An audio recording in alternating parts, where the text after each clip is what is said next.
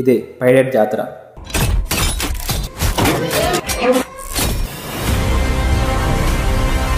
ఏ hi, జాతర చాలా వస్తూ అంటారు. దాంట్లో మనం హైలైట్ కావాలంటే మన అవుట్ఫిట్ కరెక్ట్గా ఉండాలి. జాతర అంటే చాలు చిన్న ప్యాంట్లు జీన్స్ వేసుకొచ్చి జాతర చేస్తా అంటారు. మనం అలా కాకుండా ట్రెడిషనల్ గా పోతే మనం హైలైట్ అయిపోతాం. ఇలా ట్రెడిషనల్ గా పోతేనే అమ్మాయిలు విధి పడిపోతారు. నాకు కొంచెం సిగ్గు, ప్లీజ్ మీరు అట్లా చూడకండి. మంచి అవుట్ఫిట్ కి మంచి వాచ్ కావాలా? ఫైనల్ గా ఎలా ఉన్నానో చూసి చెప్పండి.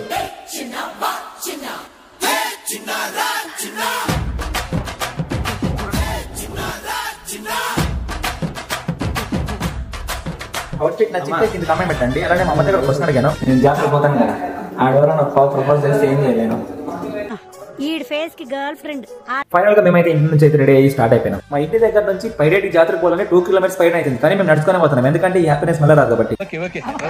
ఈ నడుచుకుని పోయే లోపల ఎండికి నేను రెడీ అయిన మేకప్ అంతా పోయొచ్చు. వీడియోస్ ఎలా తీయాలని బాబా నేను కొట్టుకుంటానే మా ఇంటి అలర్ట్ చేసి ఇంజురీ అవుతుంది.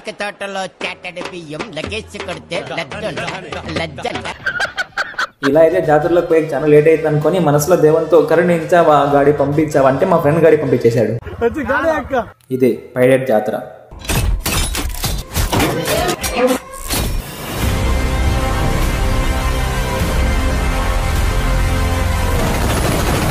అసలే కొత్త చెప్పులు ఏమవుతుందని భయంతోనే చెప్పులు అయితే గుళ్ళకి పోయా.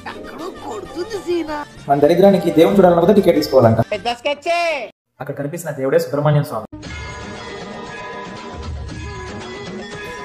సుబ్రహ్మణ్యం స్వామిని చూశానని ప్రసాదం తీసుకొని అలానే వీడియో చూసే ప్రతి ఒక్కరికి మంచిగా జరగాలని నా చెప్పులు ఎదుర్కొని పోతే చెప్పులు లేవు.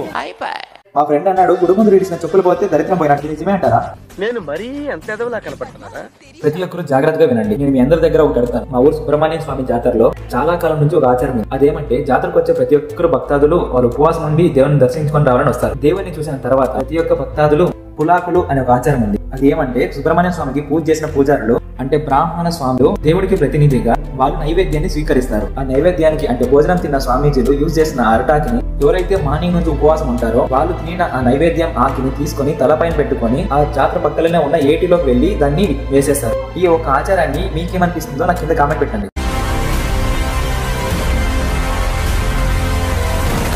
ఇక్కడ ఒక తాతతో ఈ రథం ఎందుకు ఇస్తారని ఒక క్వశ్చన్ చేస్తే ఆ తాత ఇచ్చే ఆన్సర్ ఏం తెలుసు?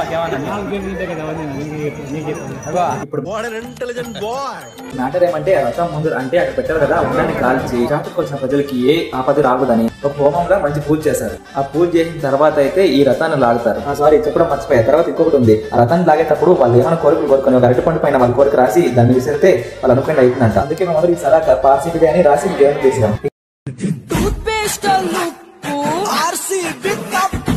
ఇప్పుడు పెద్దమ్మ డాన్స్ ఎరిగేసి జాతరలో ఫైనల్ గా అయితే తేను లాగేశారు అందరూ. నిజంగా ఒకలా నాకు బాధ, ఎందుకంటే అరటి పనులు తీసుకున్న స్వామికి చేశారు. విసరం అంటే బయటకి మీద కాదు, పిల్లాన్ని చంపేస్తారా? నిజంగా ఇక్కడ ప్రతి ఒక్కరు గ్రేట్ అనాల. జాతరకు వచ్చే ప్రతి ఒక్కరికి అన్నదానం చేయాలనే ఒక థాట్ అనేది నేను చాలా అప్రిషియేట్ చేస్తాను. ఆ జాతరలో అన్నదానం చేసిన ప్రతి ఒక్కరికి నా సెల్యూట్ ఉంటుంది. ఆ అన్నదానం చేసేటప్పుడు నా పరిస్థితి ఎలా ఉందని. ఇలా ఈ రోజు నా జాతర డే ఎండ్ అయింది. నేను చెప్పిన ఇన్ఫర్మేషన్ మీకు ఏమైనా యూజ్ అయ్యింటే వీడియోని లైక్ చేసి షేర్ చేసి సబ్స్క్రైబ్ చేసుకోండి. థ్యాంక్ యూ ఫర్ ఉంటా. బాయ్.